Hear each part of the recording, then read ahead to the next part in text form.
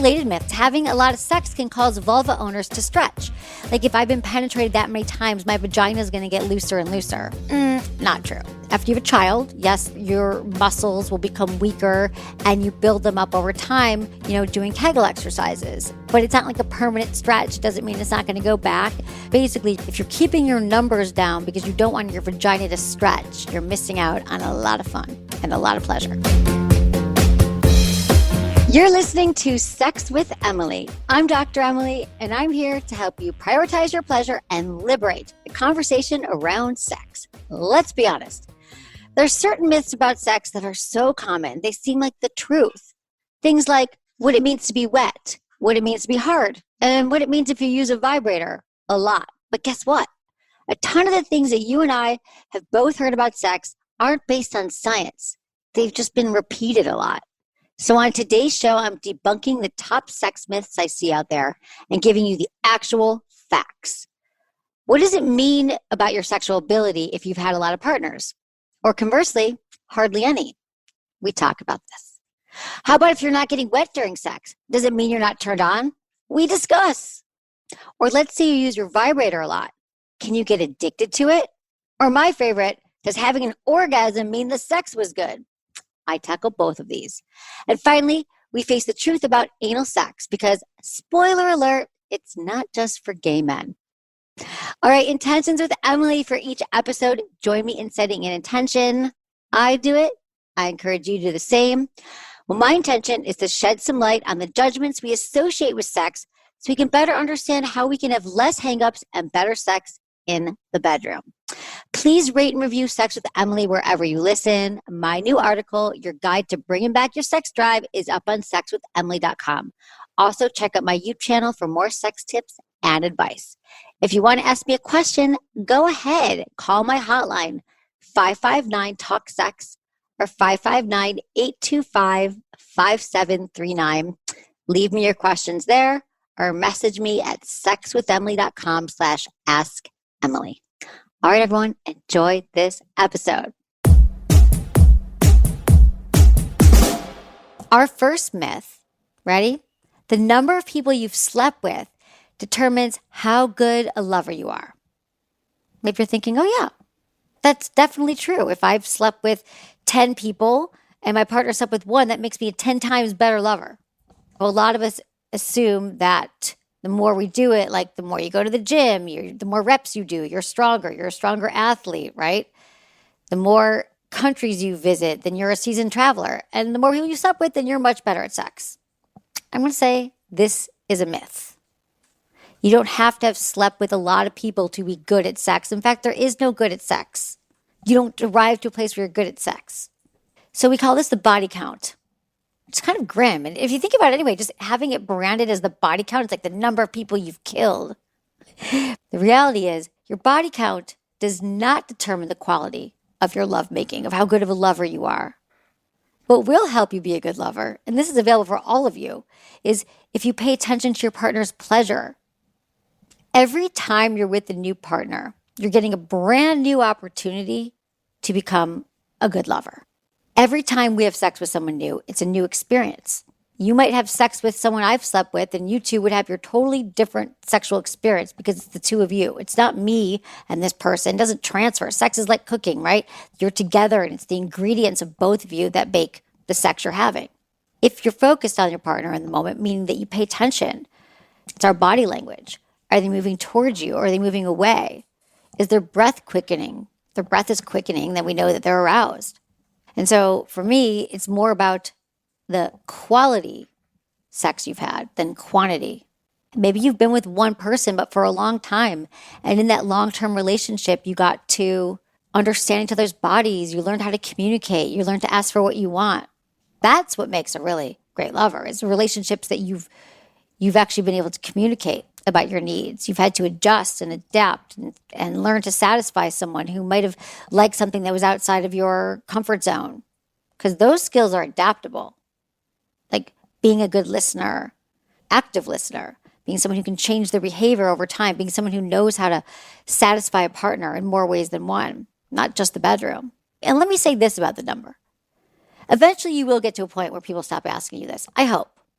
But I get why you answer. I mean, I understand. You're like, how could I not answer the number of people I've slept with? But every time your partner is asking this, remember, they're asking to gather information. They want to gather data about who you are. They're going to use it to define you and to judge you. When I'm telling you, it doesn't mean anything. So if you slept with too few, that means you're not going to be a good lover. You're less experienced.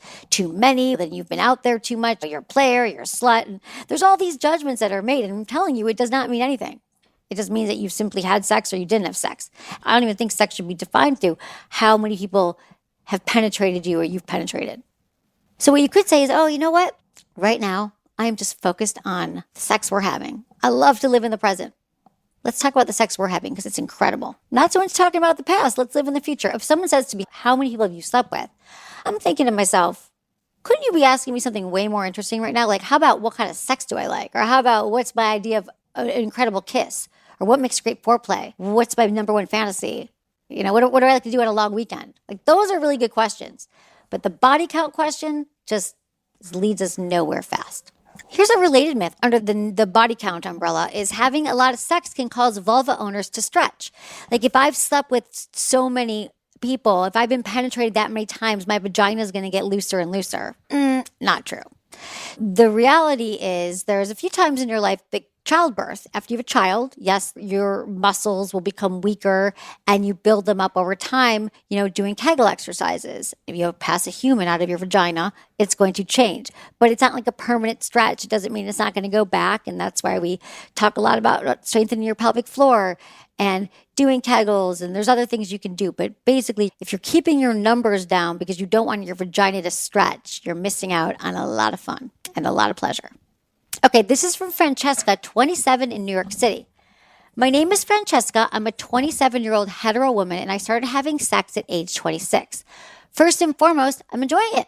However, oftentimes I have this feeling of not knowing what the common knowledge about sex is. I know I started having sex later than a lot of my peers, and I try to validate myself and my reasons for doing that. And at the same time, I just don't know what I don't know. I don't have an understanding of what are the similarities of what most men find pleasurable versus what's unique to each guy. In other words, how much of what you learn from one partner is transferable to another. I worry so much about, being boring or vanilla or painful if I apply too much pressure. The 3 partners I've been with have been very kind and reminded me that I should be more focused on myself and what I like than trying to predict what they want. But even so, I have these insecurities and feel that being more informed would help me be more confident. How can I know if I'm a good lover universally? All right, this is such a good question, Francesca. First off, sounds like you're with some really attentive lovers, some really knowledgeable lovers who are saying, I want you to focus on your pleasure. I want you to focus on what feels good to you because that's what's going to make you a great lover to all. And I would say that for all genders.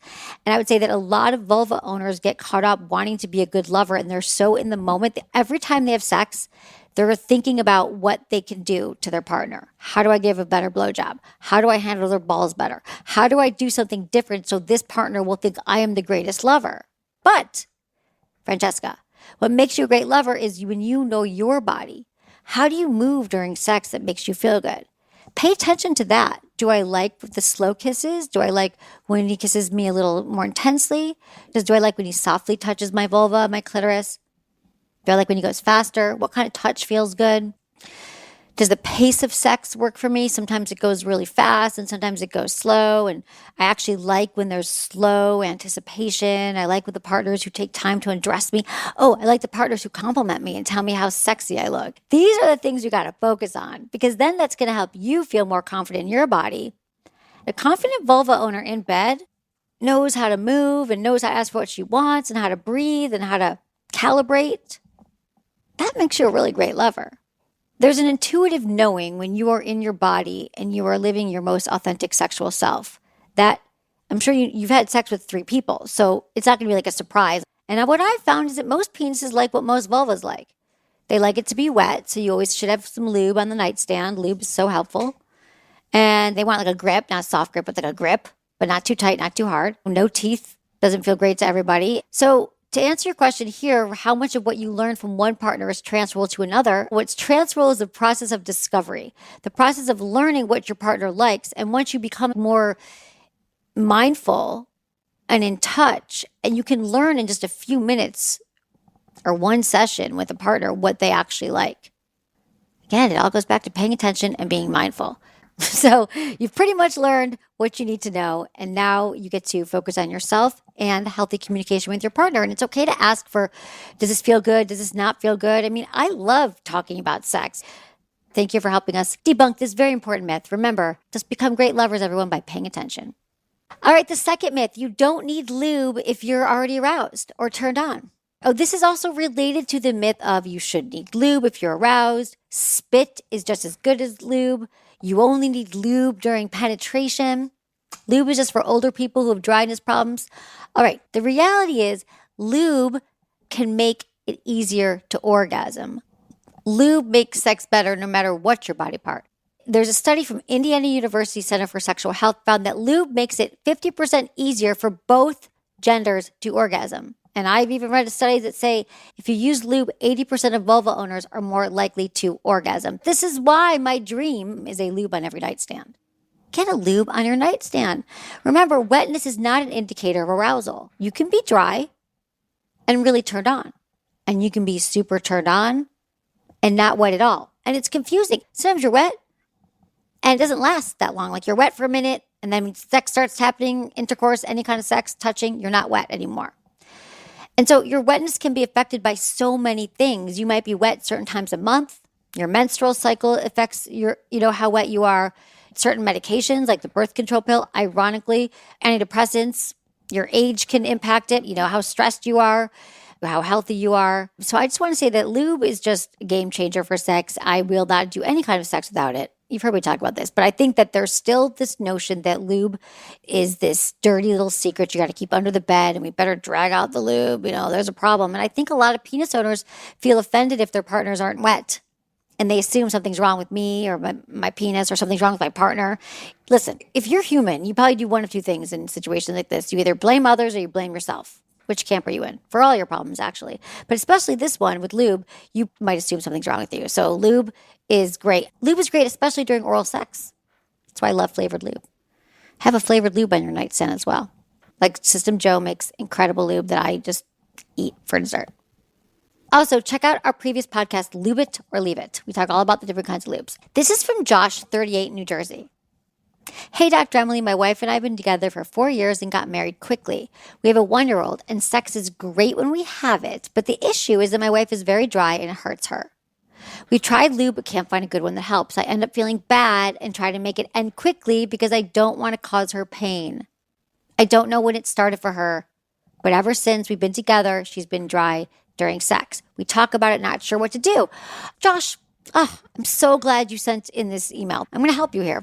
It'd be great for your wife to go to a doctor and to look at what medications she's taking. Do any of those medications cause dryness? Does she take allergy medication? Again, antidepressants, birth control. There's a lot of things that it could be. Now, lube is great to use all kinds of lubes. Silicone lube lasts a little bit longer than water-based lube. Foria makes an excellent coconut oil lube. Its coconut oil also lasts a while and has CBD in it that can help with pain. Foria's sex oil could be great for you here. She's 38 years old. You have a 1-year-old. She could also get her hormones checked because loss of estrogen can happen after childbirth, and this is when a lot of women have pain. She could be starting perimenopause. Does she remember a time in her 20s when she was more wet? What happens when she masturbates? Does she masturbate? Does she get aroused? Does she have orgasms? Does she have other kind of pleasure? So there's a lot to explore here. So let's get into talking about your sex life with her. What are her turn-ons? When does she feel most aroused? How about when you go down on her? Does that make her feel good? If it's dry and it hurts her, you need to stop and figure out how she's not dry. Because also remember, when you're too dry and you've sex without lube, you tear. There's tears. And then that could also transfer an STI, transfer an infection. So get her hormones checked, have her go to a doctor, and let's find out what does feel good to her, what her turn-ons are. All right? Because that's just going to help with everything, knowing that she actually wants to have sex and it can feel good to her. And remember, a lot of pleasure for a vulva owners doesn't necessarily have to do with penetration. So if it's hard, if it's painful for you to penetrate her, you could also tease her nipples. Nipple-gasms are a thing. Play with her inner thighs. Go down on her, just her clitoris without internal stimulation. Have some fun figuring this out with her, Josh, okay? Take your time, figure it out, ask some questions, and let me know how it goes. After the break, I debunk the myths we tell ourselves about orgasms and vibrators. Yes, penis owners, vibrators feel good on you too. Okay, everyone, be real with me for a second.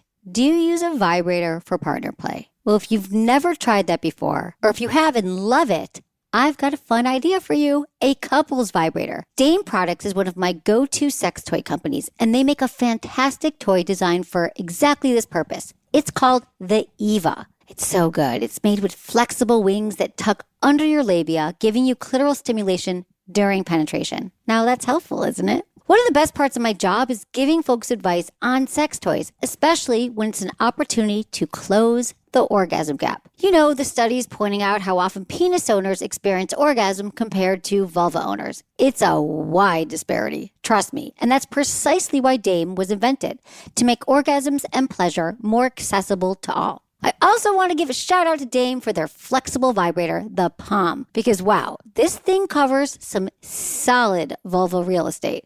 Because it has no internal body, it's totally flexible while vibrating. So you can bend it exactly how you want for totally targeted pleasure. It's so good. So check out the Eva, the Palm, and all of Dame's vibrators and accessories made with medical grade silicone, smart design principles, and lots of love. Best part, Dame offers hassle-free returns within 60 days, so your satisfaction is literally guaranteed. Go to dameproducts.com/sexwithemily today for 10% off. That's DAME products.com/sexwithemily for 10% off. Myth number 3, sex isn't good if you don't have an orgasm, which is obviously the goal of sex.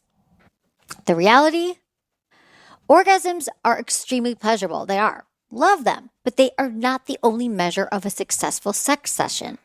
Some other related myths to this, all orgasms feel the same. Orgasms are always achieved through penetration. That an orgasm just signifies the end of successful sex. Well, listen, pleasure and orgasm are not the same thing. Orgasm can happen and an orgasm is extremely pleasurable. But pleasure is about the journey. Pleasure is the journey along the path. Pleasure is connection and touch and intimacy.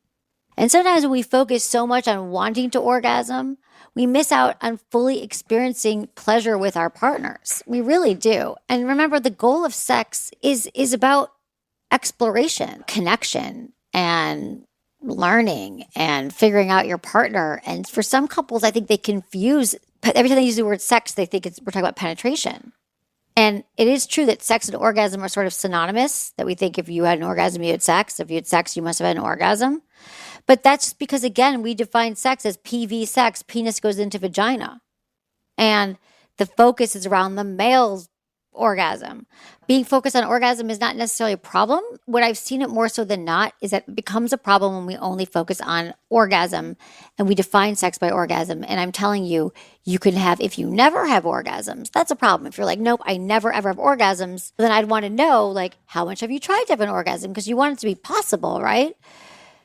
There's something amazing that happens when you're like, I'm just going to focus on pleasure right now. I'm going to focus on how it feels with my partner's hands on my body. I'm going to focus on how it feels to make out with my partner, how it feels to see him naked, how it feels, all these different things. And you'll find that when you turn your attention away from obsessing about orgasm, you are more likely to have an orgasm and you're more likely to focus on sensations and to understand what actually feels good.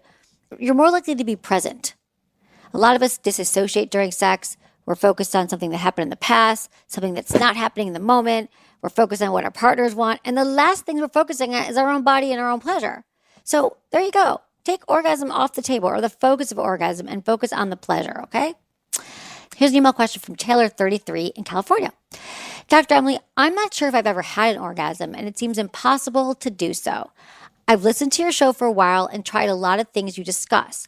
My partner's patient and has also tried to work with me. We've spent hours on this. I get close, but then I seem to lose it. Or maybe I do reach climax. It just doesn't feel fulfilling. I require a lot of stimulation and a lot of pressure. But then it's almost like everything just goes numb and my body turns off. I'm not sure what to do next or where to go. I feel like I'm just incapable of orgasm. Okay, Taylor, if you probably are sure that you haven't had an orgasm, maybe you haven't. And your partner's trying to work with you. Have you tried on your own to work on having an orgasm? And you're saying that you require a lot of stimulation and pressure. A lot of us require a lot of stimulation and pressure. It goes numb and your body turns off. Is that because you're just focusing on the stimulation in the moment? I would say you're not incapable of orgasm. I would say you're pre-orgasmic, which means you haven't gotten there yet. And it sounds like I love that you're working on it with your partner, but sometimes we need to figure it out on our own without a partner. So I encourage you to take some time alone, masturbate, take a bath, take a shower, figure out your own body and what feels good.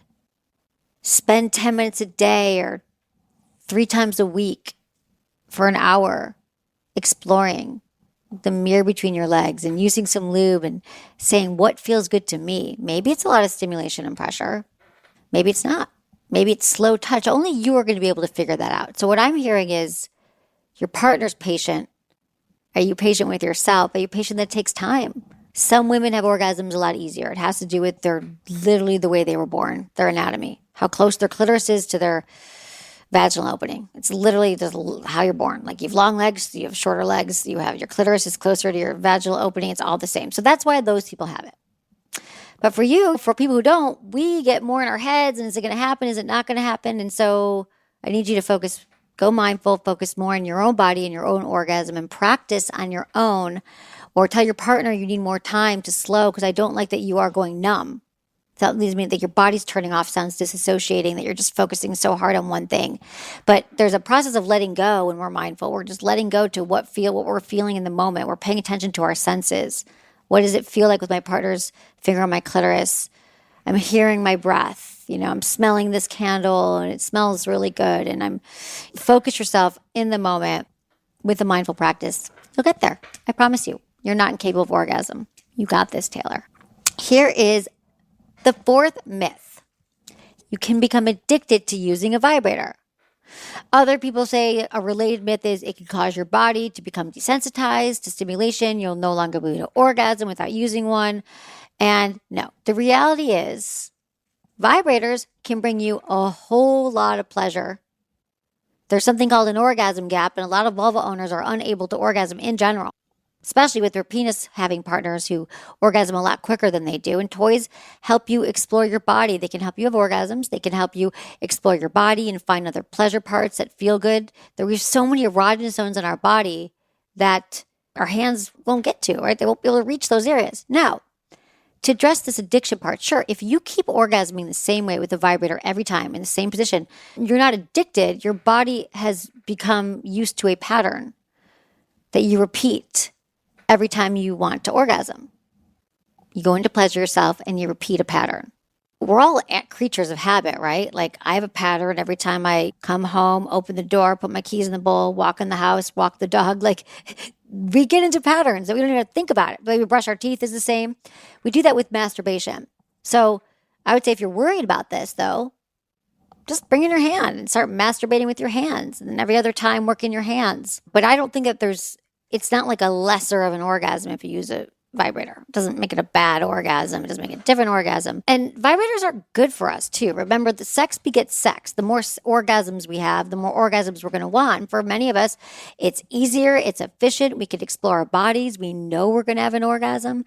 And vibrators aren't just for solo play. In fact, partners can benefit from it. So there was a study that actually came out. Our friend Justin Miller did a study. And he said 71% of couples said that vibrators improve their sex life. And I loved this study. You can check out more in a podcast I did with him where he talks about a lot of these myths and a lot of studies that have shown a lot of what we believe about sex is untrue. It's called Kink and Casual Sex with Justin Miller. These couples all got vibrators to use for 2 weeks. And they had to use it every time they sex for 2 to 3 weeks. And guess what? After that point, they all wanted to use the vibrator all the time. They're like, we love this vibrator.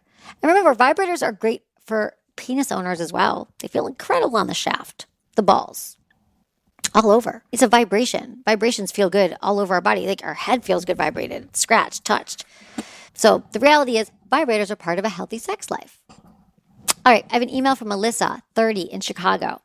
Hey, Dr. Emily, I'm using a rabbit vibrator. When I'm orgasming, it's almost a paralyzing feeling and it's so intense, but I never have that feeling when having sex with my husband. Is this a different type of orgasm? What's this feeling? Is this normal? I'm very new to self-pleasure. The orgasm that you have with a vibrator sometimes is different than the orgasm you're going to have with a penis. It's different than an orgasm you're going to have with your hand. And there's lots of different ways to orgasm. So you're talking about a rabbit vibrator, which is a dual stimulation vibrator, which means part of it goes inside of you and then part of it is stimulating your clitoris externally. And then there's an internal part.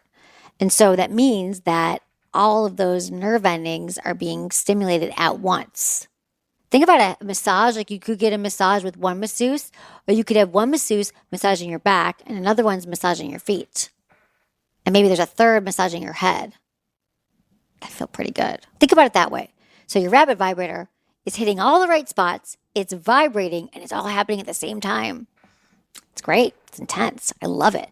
Have you had your husband hold the vibrator so he can see this kind of incredible orgasm you have? That's really hot too. I think that if we tell our partners about our vibrators, or maybe we have told them, that they get threatened. But what I have found, and what a lot of you have found, is that when you actually bring your partner into the experience, they become part of the experience with you, they're like down. They're like, that is hot. I love watching you have that much pleasure. Can we please bring this toy when we're together all the time?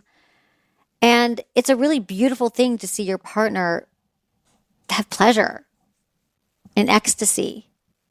Now, there are partners who might say, I wish she reacted to my penis like that. I wish it was the same. And I understand that.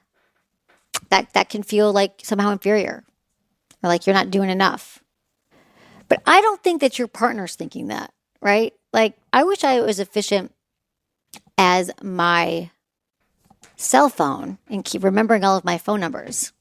But I'm not. So I just use my cell phone.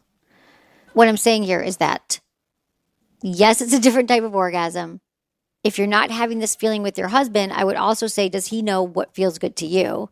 You're going to have a different kind of intense experience with your husband. Maybe you're not orgasming with his penis, and maybe that's your question as well. But a lot of times we need to just then slow down. If you're having sex with your partner, with your husband, are there different positions you could try? A lot of women go really fast during sex. Like they move really fast. And maybe there's like a slower sort of, maybe you're on top and you really are trying to feel him in your body and you're moving in different positions and you're talking about what feels good. So I would play around with it. I would also say that I love that you're having intense orgasms. I think that's great. And just have fun playing with your partner and seeing what kind of dynamic that can bring, what kind of pleasure you can have with your partner. It's not about the orgasm, it's about the journey. Stick around. After the break, I tackle our fifth and final myth. I'll give you a hint. It's about a body part everybody has. People have been asking me, so what's changed after 15 years of doing the podcast? Well, a lot has, but to be honest, the orgasm gap still remains a challenge for so many couples. You know what I'm talking about. Men tend to finish before their female partners. So you've heard me talk about Promescent for years. The urologist-developed FDA-compliant delay spray can help men last up to 64% longer without loss of sensation. And because Promescent is quickly absorbed into the penis, it won't transfer to your partner. Oh, and speaking of your partner, I think we can all agree that sometimes women, even when alone, still have challenges around reaching orgasm. So now, Promescent has created a new female arousal gel. I love it. It's a clitoral stimulant she can rub into her clitoris for increased pleasure and a lot more satisfaction during pretty much any sexual activity you can think of.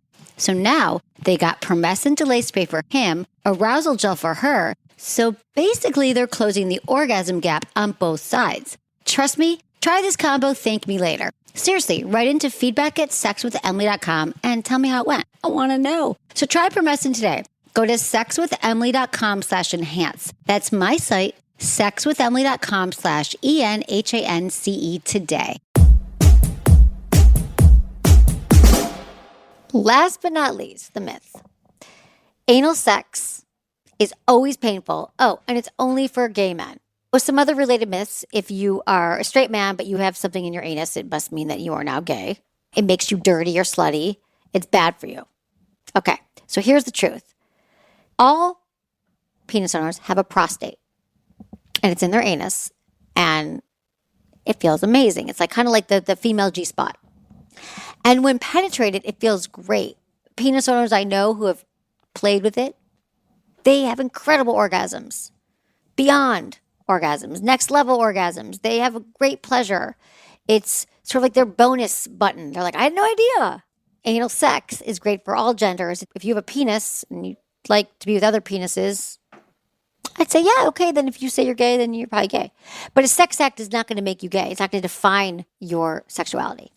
Tips for exploring booty play, anal sex are important to note because it is going to be painful if you don't do it correctly. If you rush, you don't use lube, all those things. So remember to go slow. You can explore with yourself on your own during masturbation, explore with your partner, communicate about it, talk about it. Go slow. You want to breathe a lot. If it's painful, it's probably because you are not going slow and breathing and using lots of lube and communicating what you need with your partner. That's when it gets painful, when it's unexpected. No one wants surprise anal.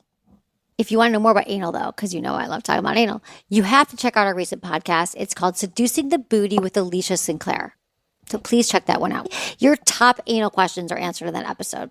And remember, if you are searching for your prostate, you want to play with your anus, we love B-Vibe. They make incredible all things anal. They're B, like all things butt plugs. It's a great way to explore what you like and what you don't like. And vulva owners, too, with anal play, you could have new sensations. A lot of vulva owners have orgasms that way.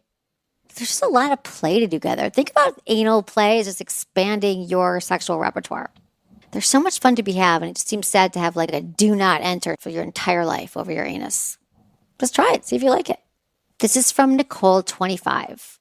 Dr. Emily, first, thank you for all of your advice. I started listening to your podcast and it's changed my life. My husband and I have been together for almost 8 years, married for 2 of them. He's the only man I've ever slept with, and at the beginning it was so exciting and new, but as time went on, we got into super boring routine of sex. I had no drive to have sex, but since listening to your podcast, I changed my birth control and I masturbated for the first time ever. OMG, it's been amazing. And honestly, I don't think I've ever had an orgasm until 9 months ago. We did your yes, no, maybe list, and we both checked yes to toys. We now have several WeVibe toys that we've grown to love, and our sex life is thriving. It's seriously so much fun. In the last week or so, he's been getting adventurous and starting to explore butt stuff. We're going super slow about this, like you suggested, and I think it's going well.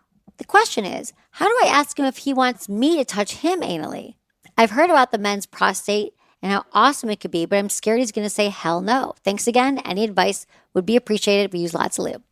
Oh my God, I love this, Nicole. I'm so happy that you've learned so much from this show and that you have really been taking it slow and understanding each other's bodies and did the yes, no, maybe list. All right. So I think simply when you're both turned on, you don't want to surprise him there, but you could start to take a finger and you could look at him and you could start to rub externally, like you could start to actually start with his perineum, which is in between the anus, the opening, and the balls. So think about like the taint, they call it, perineum.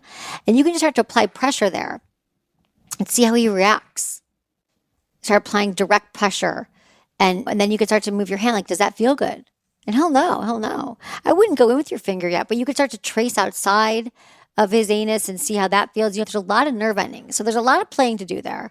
And so I would ask him, you guys have been together 8 years, or just start to like tease them together. Just say, I want to know if this feels good to you. I think it would be really hot to explore. Maybe he's been dying for you to ask. Maybe he's like, when is she going to do it to me? So I love that you're asking. You guys sound like you're in a really good place. Keep exploring and keep having fun. Keep that lube out. That's it for today's episode. See you on Tuesday. Thanks for listening to Sex with Emily. Be sure to like, subscribe, and give us a review wherever you listen to the podcast, and share this with a friend or partner. You can find me on YouTube, Instagram, Facebook, and Twitter at Sex with Emily. Oh, I've been told I give really good email. So sign up at sexwithemily.com. And while you're there, check out my free guides and articles for more ways to prioritize your pleasure. If you'd like to ask me about your sex life, dating, or relationships, call my hotline, 559-TALK-SEX. That's 559-825-5739. Or go to sexwithemily.com/askemily. Special thanks to Acast for powering the Sex with Emily podcast. Was it good for you? email me feedback@sexwithemily.com.